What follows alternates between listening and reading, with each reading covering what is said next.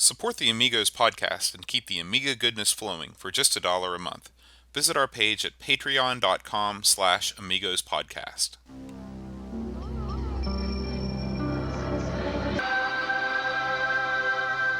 Amiga, the first personal computer that gives you a creative edge. Amigos, the podcast about everything Amiga. Amigos is a proud member of the Throwback Network, your home for quality retro podcasts. And now, here are your hosts, Aaron Dowdy and John Bodovkar Schaller. Hi everybody, welcome to Amigos. I'm John. And I'm Aaron. And today we're going to talk about FA-18 Interceptor. Ooh. But before we do, we've got some feedback. John Paul Parker wrote in from Adelaide, Australia. And he says, Adelaide, okay. Yeah. And he says, been listening to as far back as iTunes will let me, about 25 episodes. He says, I'm obviously an Amiga fan. My main rig is an Amiga 1200 with a 6830 50 megahertz processor with FPU, 32 megabytes of fast RAM, 4 gig compact flash card connected to a 15-inch LCD with the GBS 8200 upscaler, which You're living the dream, sir. we know all about the GBS 8200. He says he also has an Amiga 600 with 2 megs of chip RAM and a 9.5 megabyte fast RAM and 4 another flash card storage device, plus 2 A500s in a bag on the shelf. Very good, sir. So Very good. He's living large.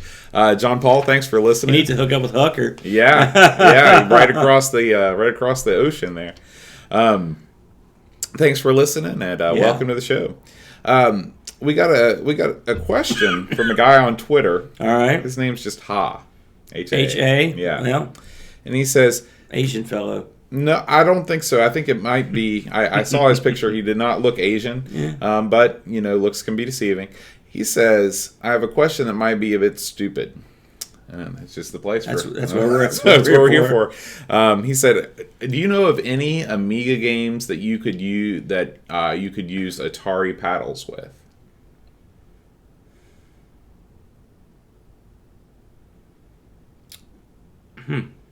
Well, no. Short answer, no. The long answer is Atari paddles will do weird stuff when you hook them up to a game that doesn't support paddles. So there's probably something out there that you could use them for. I don't know. It's kind of a shame that, given that they have that DB9 or whatever that connector is, that they didn't come up with anything. But you're right, all the kind of Pong sort of games. Can you name any console with that DB9 setup that used the paddles for anything? The Atari 8-bits. No, I mean the non-Atari anything. Well, Any non-Atari, like a Sega or a... You're limited to the Genesis and the Amiga. No, C64. Do that use the same sort of things? I'm sure the C64 had paddle games. I'm sure.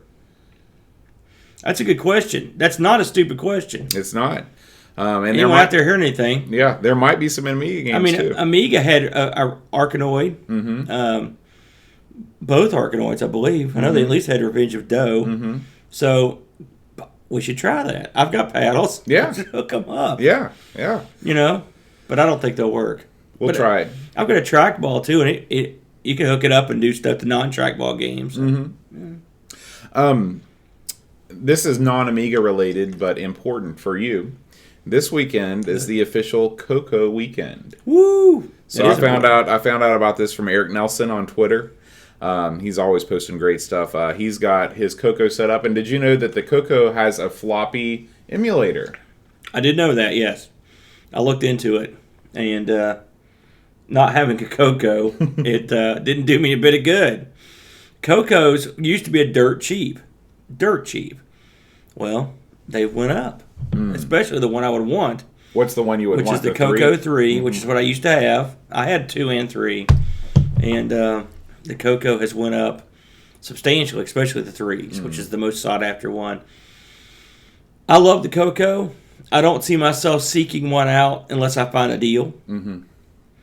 I can emulate them halfway decently, The Coco was a fickle beast sometimes to full of software and stuff, so being able to use a mess or something does make it easier to handle. Sometimes you gotta school me on mess because I don't. Well, mess doesn't exist anymore. They sort of sucked it into the main. Mess and main were effectively they were the same program. They just sort of catered to different things. Well, they went back together, which I've found out recently. Because I've got MAME on my computer, obviously, and it's the MAME that says that it includes mess. Yeah. But I don't know. I mean, are you literally just like dropping emulators and ROMs into different directories to make that work, or it can be tricky. And to be honest with you, I've not fooled with the new setup enough to give you an answer. So probably this winter I'll have a little more time. Okay. I'll fool with it. Because I'd love to. Because I've been trying to update the arcade machine. Using one program like that to access everything in a sort of the same way that the Xbox does such a great job with, but just on the PC would be great. So we've been more active on Twitch lately.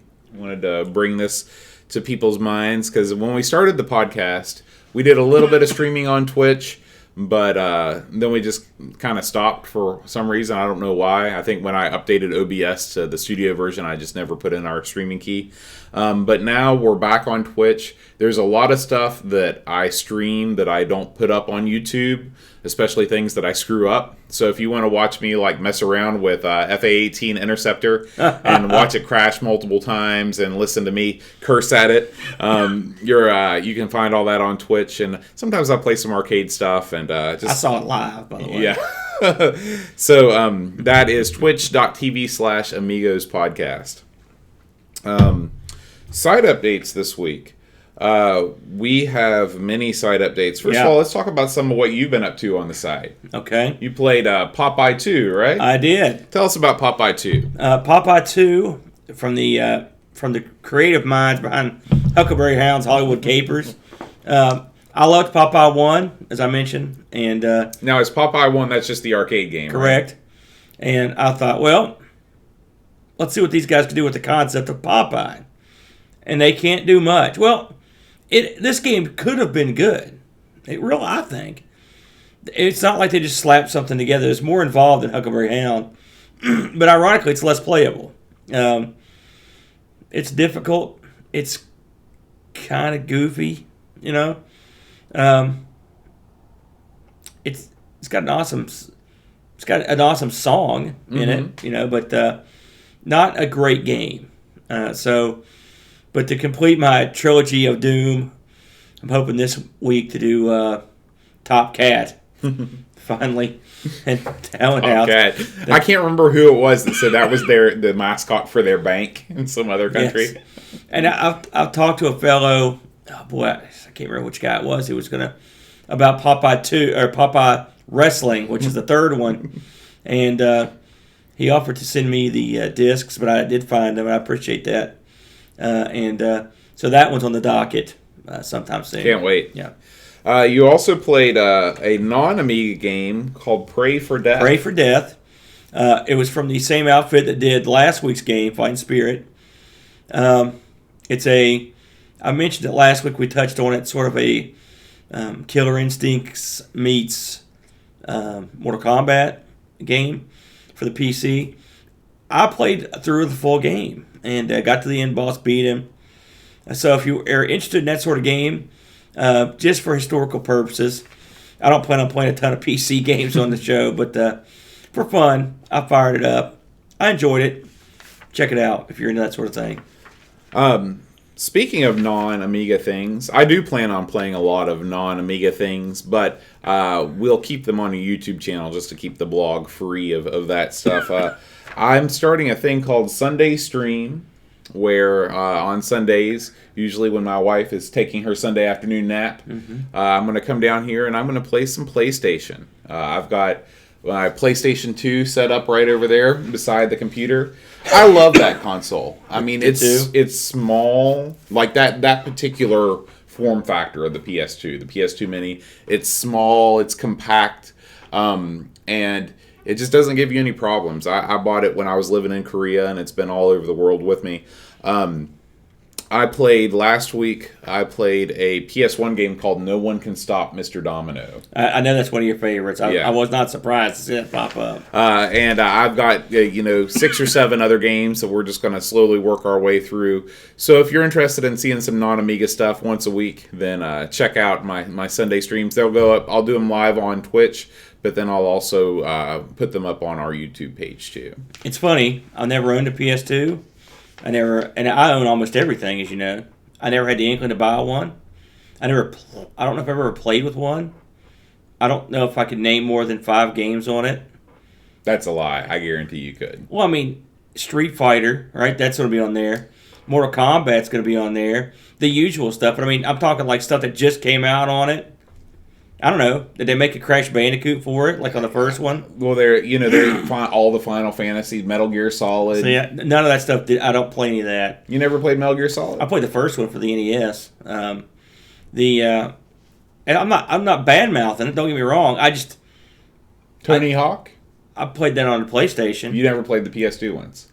I don't know anyone that really had a PS2 out to play it. I mean, honestly, I just did. And I know it was a huge seller. Is it the greatest of all time, or we're behind the Wii? Probably. It's way up there. Yeah. And so, with an enormous library, and I'm sure there's a Wipeout for it and some other stuff. But most of the stuff that I can name would have been stuff that I put on the PlayStation 1. Yeah. And it's just one of those consoles, a lot like the GameCube, where I knew one guy that had a GameCube. So I played that a little bit more, but I just didn't play much on it. That's sort of when I was coming out. I had Dreamcast too, so that was the same generation. Yeah, so. And Dreamcast, awesome. So I'm sure that for you is sort of like the Dreamcast is. Yeah, well, I didn't have a Dreamcast till later, but yeah, the PlayStation 2 came out. It was a little bit after the Dreamcast. I remember the Dreamcast was big my freshman year of college, and that was '99, and I got a PlayStation 2 my sophomore year of college, but. I have a lot of good memories, but again, most of my good memories were actually playing PlayStation 1 games on the PlayStation 2 because I never had a PS1. Yeah, understandable. But I'm going to play, I've got a Harvest Moon game. I'm going to play a couple other wacky Japanese games that I like. Those disc-based systems worry me. Like, I've got a 3DO, perfect example. I went through all the games I got one time. I played a couple twice. But now I'm worried that I'm going to break it. The CD32 is another perfect example. It's there. I always worry about the media and the motor. Right. But and I know you can't let that stop you and whatever. But well, I mean, it's just what's the difference between a broken system and a system that you won't play? Nothing. Money. To be honest with you. I mean, do you think you're going to sell these things down the road? The 3DO cost me a few bucks. The CD32 cost me a few bucks. I've got a PlayStation, for example. I've got a Dreamcast. I'm on my second or third Dreamcast. The parts are easier to get. Mm-hmm. Go find 3DO mechanisms or CD32. It's not that easy, and it worries. I mean, Vectrix, perfect example. I love the Vectrix. I like to play it more than I do, which is seldom. But I mean, it's a finite. It's. These things, once they break, they're going to be a real bear. And I know if they break, I don't have the money to fix them. And that makes me paranoid. I mean, it's true. Yeah. And the Amiga, the Amiga itself, it's not like this. I mean, it's older than all those, for the most part. So it's tough to be a retro gamer out there and be broke. Yeah. Yeah, I mean, what you could do, I mean, if I was that worried, because the thing that I can equate that to is my record collection. Sure. Because I had a nice turntable and I had a lot of expensive records. Yeah. And I got to the point where I was just afraid to play these things because I was afraid my hand would brush the needle and I'd scrape something, Sure. And I just sold it because I couldn't live like that. And I've got digital recordings of all those things. So the thing that you miss out, and really the thing that's the one thing that you really can't emulate is the Vectrex. That's true. The rest of the consoles, you're fine. I would never sell them. Mm-hmm. And not just because I'm a selfish person who likes my consoles, because I'm giving them to my son. And so I want to present my son with working consoles. So there's that. I hope that he accepts them with open arms. I do too. Because I've heard so many stories, especially from Flack, of he built that arcade in his backyard. He's like, "Come on in, son," and son is like, "Dad, can I just go play my DS?" And that was the end of that. Well, You know, So, but you're giving it your best shot. So. absolutely. Let's see. Other things, Amiga-related things. Dreamcatcher put up probably my favorite article that he's done in a real long time about sub-games. You know, games hidden within games. Yes. And I always love stuff like that. You know, I guess there's Space Invaders is hidden in half a dozen Amiga games. And there's even some, what was it? Was it a Coco game that was hidden somewhere? It was some crazy kind of obscure, or maybe it was a pet game, a Commodore pet game that was hidden in one of these Amiga games. I like the fact that right in the middle of the article there's an interview. It's like, and here's an interview. Which is, it's short and to the point, succinct to the point. I can imagine him pitching this interview. Listen, I need 2 minutes of your time. We're going to talk about something that you've never talked about and no one cares about. Here we go. Right. And in actuality, now everyone's sort of like, after you read the article, you're like, oh yeah, that's kind of neat. Who knew? Yeah, it's knew? an awesome angle. So make sure and check out Dreamcatcher's article. And then finally, we have Chris Folds, our newest Amigos contributor. Coming on board. He's created a retro gaming advent calendar. So Yes. we're counting down the days to Christmas with different Christmas themed video games. Some of these he's saving all the Amiga ones, the best ones, for last. But he had a 2600. What was the 2600 game? Oh God. It was like Frosty's Revenge or something. It was like something that. I've never heard of. Yeah, I looked at it, I was like, what the hell? And today he had the Home Alone NES game. So Oh. That's very clever. Yeah. I got to give Chris credit on that. That's a good idea. yeah, and of course you can check all these things out on our blog at amigospodcast.com. Yeah, something I want to mention. It's not really news, but I find it amusing. Have you ever listened to the Amy cast? I've heard bits and pieces of it. The guy that I don't know what country this is from. I believe they're from Poland. Do you think that's wrong? I don't know. I think you may be right. The newest episode, I give this guy all the credit in the world. Number one, he's got an Amiga podcast, which is awesome. He's had some good stuff on there too. Is it just one guy or a couple guys? I think there's more than one guy on there, but it might be a rotating cast. Yeah, I think so. What I find very I want to say uplifting or enjoyable is that here's a guy whose English is obviously not his first language, but he does the podcast in English, and I don't know if they do it in another language or not. I don't guess. I think they just do it in English. And his guests this week, one was from Iceland, one was a Danish guy, and it was like dueling accents. And I was listening to this in the car, and they're talking about Amiibian for the Raspberry Pi, Mm-hmm. and it was the interplay between these guys was so funny, and it's not just like, oh, look, listen to them wacky accents. I mean, they're pretty funny, these guys. So that if you want to hear something entertaining, it almost always is entertaining, even if you aren't really into what they're talking about. I would give that I'm going to give them a plug. I thought it was always amused. I think that's the same place I heard about the American guy that was opening the Amiga store. Right. And I haven't heard jack squat about that ever since. Did you hear anything about it? Boy, I feel like the next news we're going to hear out of that guy is not going to be good. I looked at his storefront, and it was not compelling to me as an Amiga fan. Well, it was not. It was not for classic Amiga stuff. Right. So that's. Yeah. I mean, I wish him all the luck in the world because he is promoting, the modern day successor to our beloved Amiga. I wonder if he's actually opened the store and got it going. I don't know. I'm going to look into that this week. That's Okay. my man on the street interview. I'm going to go out and try to find this guy and see what's going on. Okay. Because I want there to be an Amiga store somewhere in America. Yeah. I will drive up to that store. One copy of. Isn't he up in Michigan or something? Yeah. We could Road go trip. up there. We could see the Henry Ford Museum. Sure. Marvin's Home of Mechanical Oddities. It's the largest kind of what do you call those really old, like all the like Zoltar from Big and all those like animatronic Oh old yes, machines and yes, stuff? those are tremendous. Yeah, the all fortune tellers. Yeah, and all whatnot. that. The biggest museum of that in America is in Michigan. Oh too. really? Yeah. Oh, that would be nice. It would Have be you been cool. there? I've never been there. I've just seen How do you pictures. know that? I made a trip. I made a plan in my mind to go there one time, but I never did. It's tough to get motivated to go up there in the winter. Yeah. It's tough enough in the summer. It's not a place. This you is wanna Michigan be we're talking about. Yeah. Hey, plenty of parking. That's true. That true. state's emptied out pretty much. Unfortunately, hey, we know how you feel here in West Virginia, Michigan. We're right there with you. So that's it. Not a whole lot of news this week in the Amiga front. Holiday season.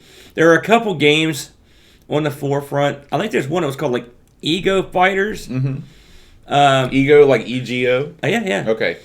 In the vein of a Battle Squadron sort of a game, or a like an R type, something like that.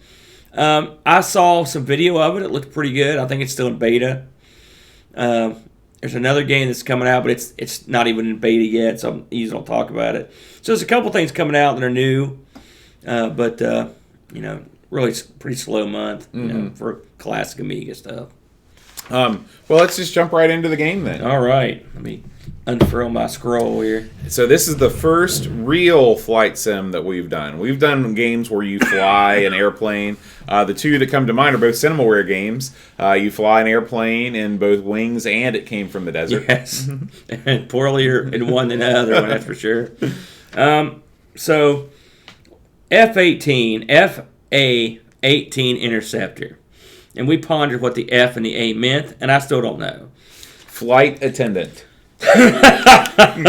Interceptor. Now that's my kind of game. That's in the third disc of bar game. I was going to say that's the sequel. So this bad boy came out in '88. One disc, by the way. Yeah, I was amazed by that when I got the ADF. The guy, the brain behind it, really the guy that really pretty much did the game was a guy named Bob Dinnerman. Now, what do you know him from? He had one, what I would call, epically awesome arcade game that he did. Can you name it? I'll tell you right now that Dinnerman is a name that I would remember, so I've not heard of him, but give me a hint about what the game is, and maybe I can guess it. It was a second arcade game based on a major movie. Let's call it '84, and it's had a sequel that was released in the past 5 years.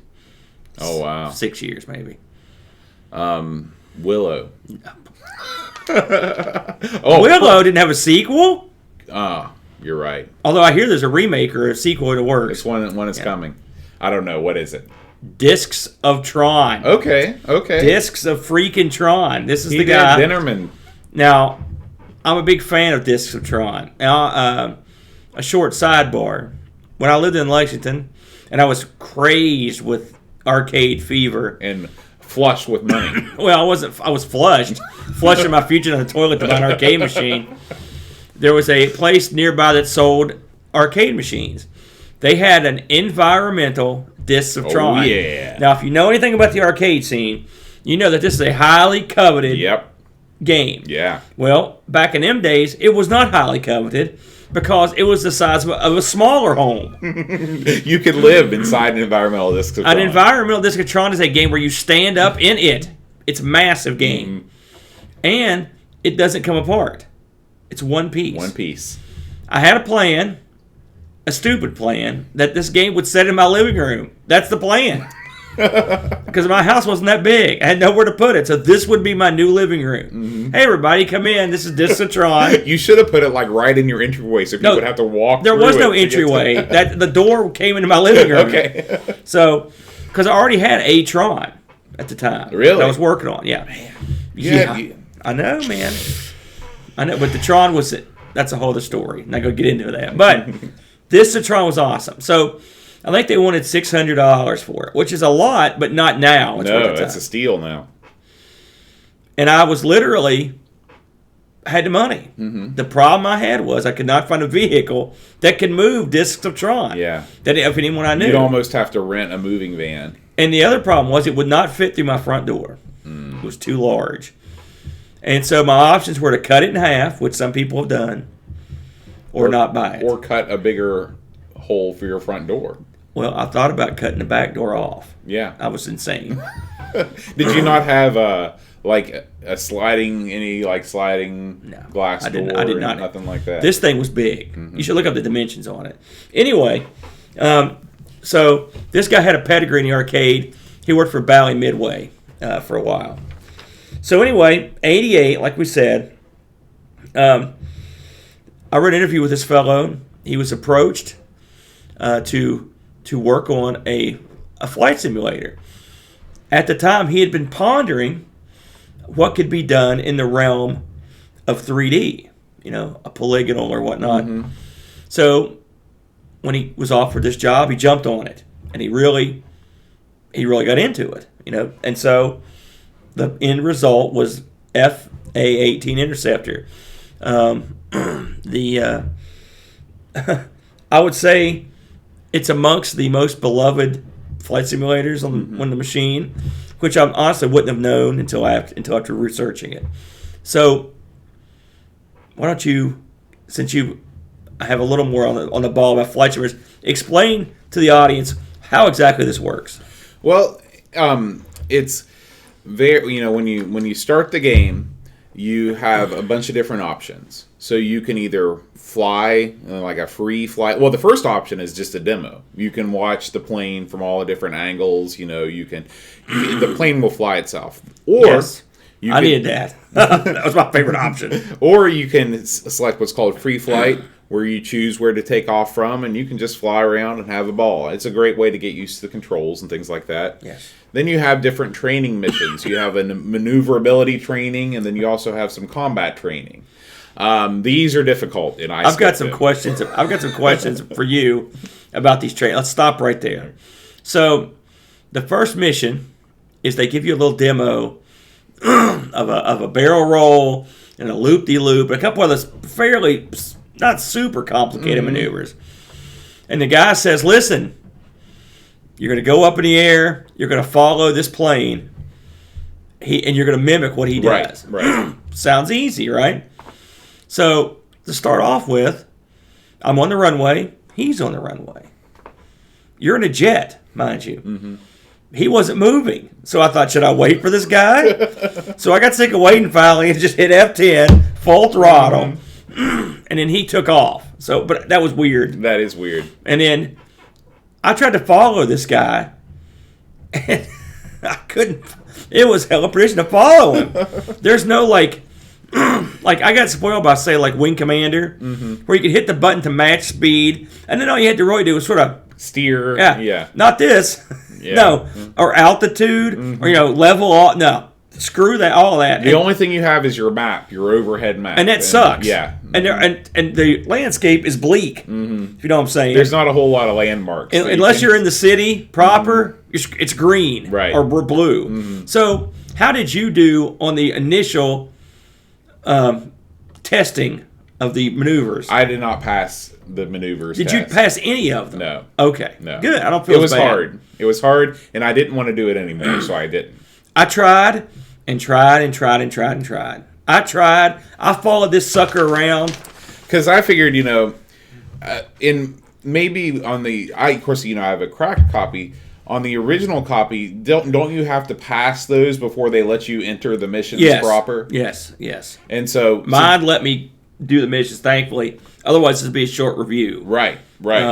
The thing about it is, I eventually got good enough at it to where I could get right up on the guy, pretty close, I thought. Mm-hmm. But I mean, this isn't one of those games where you can just. I play it with a keyboard. Okay, it's not a game where you can just kind of. All right, zoom up on him. Okay, I'm right beside him. I'll just watch him do his thing. No, you're always have to adjust the speed, the altitude. It's a two-hand on the keyboard game. Oh, yeah, man. Mm-hmm. And I could never get him to actually do a maneuver. I never saw him do anything. And I'm like you. I tried and tried. I was like, okay, training is not for me. I'm going to be one of those 20-minute types. Just throw me in the cockpit and take off. Now, go ahead with your description. Okay. So there are a couple different missions. One is that you've got to just identify another vessel, another ship. So you take off and you go and you check it out. And once you identify it, you make your way back to the where you took off from. Okay. So let's stop right there. So how did you do on mission number 1? The go and identify the enemy aircraft mission? I was never able to fully identify. I was never able to trigger that. Wow, I did better at this than you, didn't I? So I could fly let's explain the radar. Okay, you've got a 40-mile HUD that can be ranged down, I think, 2 miles. Is that okay? As low as it'll go. And this is not a modern flight simulator where you say, okay, set a waypoint there, and then I think there's a little tiny speck on the screen, and you go towards the speck. And so what I did was, I got this on the first time. Drove out, saw my aircraft carrier on the left, swung it over to the right. Sure enough, here's a MiG. All right. So I saw him. It's a target identified, return to base. All right. Spun that sucker around, and then I ran into the problem that haunted me throughout the game. Where the hell was my base? Where the hell's anything?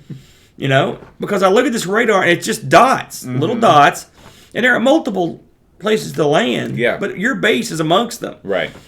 And I should pay more attention, I guess. Now, I found out later there's a command that will basically take you to the nearest tower, I believe, which would have helped. But I had a hell of a time finding my base. Well, and then on the first mission, as I'm careening around lost, MiG blows me out of the sky. So I didn't do well in the first mission. Now go ahead. Okay. Now, so you didn't pass the first mission either. No. The second mission, I think, that's the actual intercept, right? I think that's the second. It's the second one where they've shot at Air Force One and they've damaged it. And I think that's right. Okay. So, how did you do? I didn't play this one. You didn't play that mission? No, I skipped it. It didn't sound interesting. I got blown up a lot. Your aircraft is equipped with countermeasures, radar jammers, and we call it chaff, right? To throw off the missiles. I think I may have shot the guy a couple times. You know how you toggle through your weapons? There's a lot going on. Yeah. And it doesn't seem like they laid the keys out in a way that is conducive to having both hands on the keyboard at the same time. Well, because my hands were always more of in a vertical position, and that might just be like if you look at the 500 keyboard, the keys, well, they're a little bit more spread out, but like my arrow keys on my PC keyboard are right above where I was on the other things. So. Well, I was reading the instruction manual for this, and it mentions that it has joystick support. I didn't know that. I tried the joystick, it didn't work, but I can't imagine playing this with a joystick. How you'd have to be an octopus. Yeah. Now that said, again, this is a simple flight simulator. We just suck. If I may speak for you, we don't have. This is not where our strength lies. No. So that said, I got good enough to where I could take off, gain altitude, go to a waypoint, find the bad guy, engage the bad guy, and then get slaughtered. That's about as good as I could get. I played a lot of free flight. I've tried to fly under the bridge. Right? Who doesn't, right? That's an old flight simulator, Microsoft Flight Simulator gimmick. And I hit the bridge. I've never successfully, of course, I was at full throttle almost every time. Did you ever eject? I never did. I just said the heck with it. The funny thing about the jet you're in, I tried both jets. Could you tell the difference? I only tried the one. I only did the F8. I tried both. And the one thing I like about this game, which just can't be realistic, is that you can fly 100 feet off the ground and just as fast as you can get this thing. And you're just tearing through, man. And it's so fun. I even read online where you can actually skip off the ground like a stone. Go really? And hit it. And something else that I find interesting, again, I am not a pilot. Stunning. However, when you torque the engines and shoot straight up in the air, you pick up altitude like you wouldn't believe, just like a rocket. Right. And I don't know if that's if that's actually real. I mean, because gravity would kill you, wouldn't it, if you went that fast straight up? Yeah, I can't imagine that. I think that you'd have less wind resistance going straight, and picking up speed, then going straight up and down and picking up speed. That was one of my favorite things to do. I'd go as low as I could, and I would just turn that thing up and go, bam, like a rocket. Mm-hmm. Tooling around in the jet was fun. I did like that you could see the sun. You could fly towards the sun. And unlike Wings, for example, or other Knights of the Skies, and when it comes to mine, or Battle of Britain, I would stall those planes and wreck them all the time. Yeah. Modern jet, you can usually recover pretty simply. Mm-hmm. So I like that. Now that we've nitpicked, let me tell you what stuff I did like about the game, which I liked a lot. The very first time you pick your starting position and the computer zooms from a global map onto the tarmac and shows your plane, that is freaking unbelievable. It's very, very impressive. One of the most impressive graphical things I've ever seen on the Amiga. I mean, and it's smooth as silk, too. It was very reminiscent of Elite or something where they do that stuff where they come from space.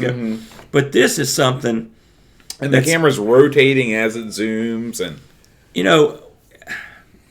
it's amazing given the fact that this is the old school... this is not OCS, the new stuff. Yeah. And the fact that this would run a 512 machine, and this is not the Amiga's strong suit, Right, 3D is not what it does best. I was blown away. I really was. The exterior views of your plane, outstanding. It had a lot of the things you would find in a modern flight simulator, modern by my standards. The sound effects were great. Yeah. They must have gotten these off real jets, I guess. I don't know. I don't know if it'd be interesting to know if there's somehow something. Or maybe movie jets. Yeah. Come to think of it, I think I did read somewhere that they took the sounds from the engines directly off Top Gun. Oh, okay. I think I read. It seems like I read that somewhere. The landing was not easy, as in I could never land. On the few times I actually found a place to land, and often I would go up and I would search for where I was supposed to go, and I'd be like, "The hell with it! I'm just going to land at the nearest thing I could find." That aircraft carrier, forget about landing on that. That was thing. the first thing that I did. I was like, I'm going to land on the carrier. Well, one thing I didn't know about until I looked at the docs was to deploy the hook. Yeah. Whoops. That probably would have helped, This has, rudder control, air brakes, thrusters. I never used that stuff hardly at all. Really? Because to me, that was how, using the rudder was the only way I could actually, get set on track and not just be constantly weaving back and forth I weave. directions. I pretty much weave, but I could tail a guy pretty easily. I played a lot of Wings where you don't have any of that stuff. So this is, I will say, if you're coming at the Amiga and you're like, man, I need a flight simulator, and you're coming off a game like Wings, this is the next logical progression. Yeah, it makes sense. I like the fact that the 4 missions that that are offered to you are very varied. It's not just 4 combat missions or 4 things where you got to go blow something up. Right. I liked. I really think that I wish that there would have been more color on the ground. I know that it's, to make it more realistic, they probably think that it should have just been green, but it would have been nice to just have something else going on, some farmland or something like that. Well, there are some landmarks. Did you ever go into the city proper, I guess? No. They had Alcatraz. Oh, really? They had the Golden Gate. I didn't see it, but I read that you could go past the EA headquarters. Okay. Which I'd heard that before, and then this is the game, right? Which I thought was cool. Yeah, I didn't see any of that stuff, so I take that back. That's an unfair criticism. Well, everywhere else it's much bleaker. And the Golden Gate, like I said, it's got stuff that you can ram around and stuff like that. It's got 6 missions, and then I found out later there are 6 more hidden missions, or 4 that you can get to. This game has a rep for having no way to beat it. The last mission has you going after a submarine, and apparently the submarine can't be blown up. I read an interview with the old impossible mission thing over again. I read an interview with Dinnerman. Right, he said, while the sub can't be blown up graphically, you can destroy it and win the mission. He doesn't remember exactly how. He thinks you take out the guns, a certain amount of guns on it. So that's sort of a criticism. And then I read you could do a bunch of wacky stuff in this that you couldn't possibly do in real life. There's a way you could actually make your plane fly backwards. Really? If you do it right, which I thought was funny. Apparently, skimming across the ground about an inch from the ground is not realistic. What? Yeah, I know. You just do that all the time. I know, man. The enemies aren't really named in this, but they're red on the radar screen. They're driving MiGs. You do the math. It's got to be the commies. Right. But you never go, they're a terrorist group or whatever. But I mean, I guess that's politically correct. Or not to mention he wanted to sell this thing in Russia. Exactly.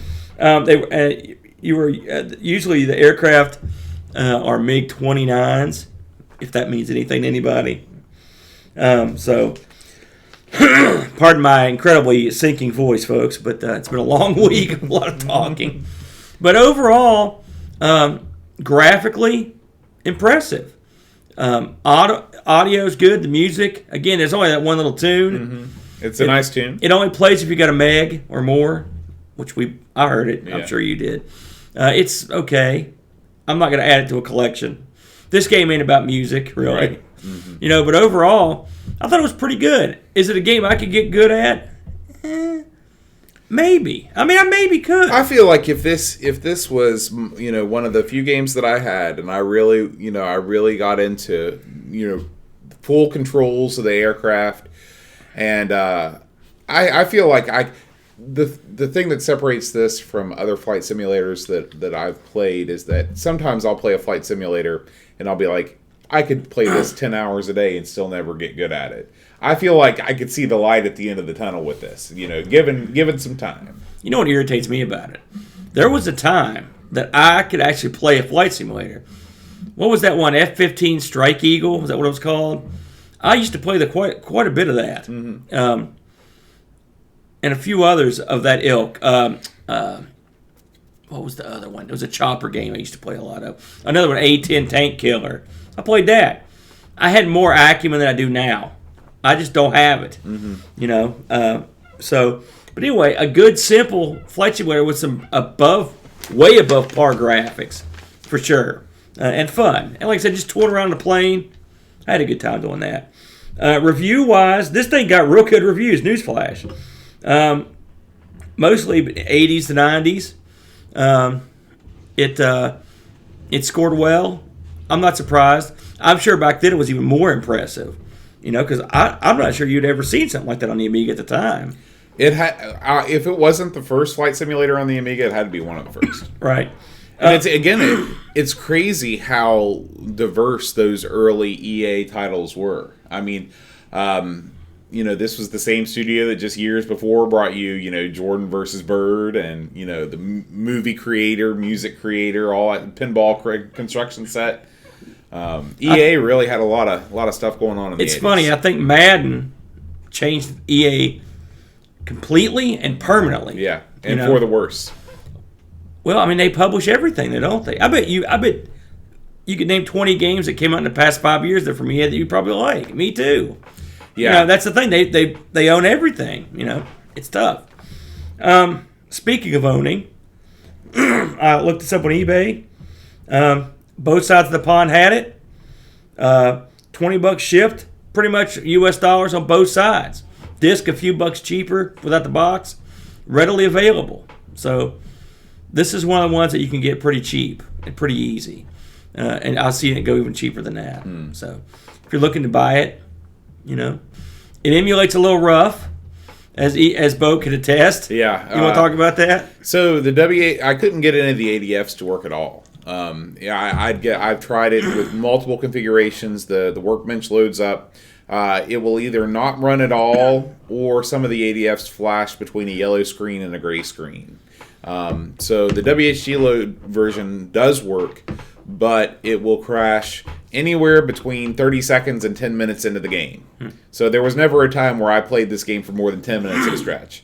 If you look at our Twitch archives, you can see that. luckily, Aaron's got it on his machine, so we'll be able Yeah. to do the live stream on his. I didn't have any trouble on the 12, and I will be live streaming this thing as soon as possible. Cool. So let's go ahead and thank our lovely Patreon sponsors, including our we got Jason Warrens, Graham Vebke, Rob O'Hara, Paul Harrington, Laurent Giroux. Laurent Giroux has the power up. He's upgraded his support to an Amigo superfan, and we appreciate that. Thank you, Laurent. We've got Jonas Rullo, Kolbjorn Barben, Tapes from the Crypt, Adam Bradley, Chris Folds, Will Williams, Daniel Bingston, O'Brien's Retro and Vintage, Chad Halstead, and Brent Dowdy. If you'd like to support the Amigos podcast, you can check out our Patreon page at patreon.com/Amigos podcast. Aaron, I've already got a game for us next week. Okay, lay it on me. We're going to play a game called Hostages. Have you heard of this game before? Hey, did you ever play Golgo 13 or Top Secret Episode on the original Nintendo? Yes. This is the Amiga version of that. Oh, God. Okay, I didn't know there was one. So, Yeah. hey, okay. So this was suggested by Mr. Folds. That's an oddball. And I looked at the video, and it's Top Secret Episode for the Amiga. Okay, well, I'll give it a shot. Yeah, so we'll do that, and we'll see you next week. Until then, Adios.